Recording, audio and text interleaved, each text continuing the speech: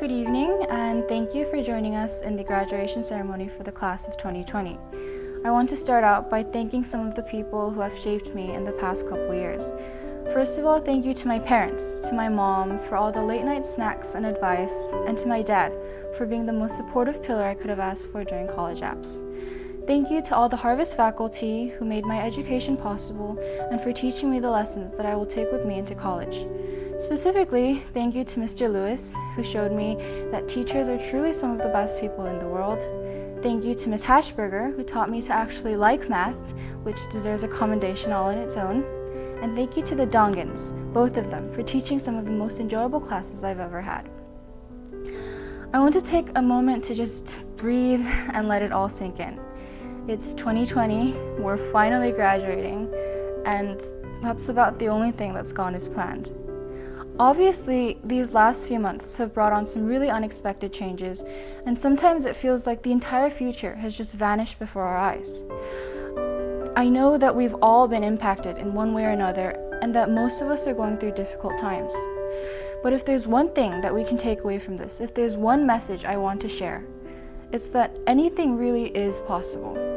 I mean, a global pandemic can strike and school can get cancelled for 2 months, but Obama's giving a commencement speech for us, and air pollution is the lowest it's ever been, and coal power plants are shutting down all over Europe. So there are things to celebrate too. In the wise, insightful words of Albus Dumbledore, happiness can be found even in the darkest of times, if one only remembers to turn on the light.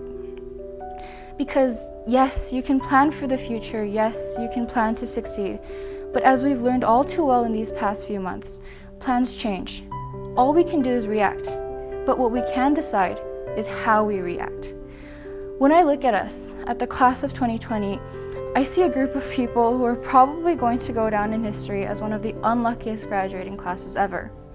And no one would begrudge us that title, it's true enough. But is that all we're going to be? People are waiting to see how we come out of this. The whole world is watching. And I want to show them that we can and that we are going to come out of this stronger and better than we were before.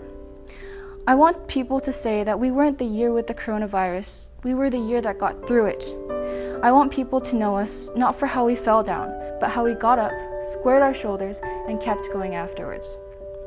After all, how many classes can say that they graduated in the middle of a global crisis? I know that everyone has some regrets about the way that things ended, whether it was a canceled trip or a drama production or a party or a prom. Plans changed, and we can't go back. But what we can do is go on. An entire world is waiting for us just beyond the edges of this island. And it's a world that's changing more rapidly than it has ever before. What a privilege it is to be a part of that change. So get up and get ready, because the next step is coming for us. Whether that's college, military, a gap year, it's all right around the corner. And I don't know about anyone else, but I'm excited. I can't wait. The whole world is watching, so let's show them.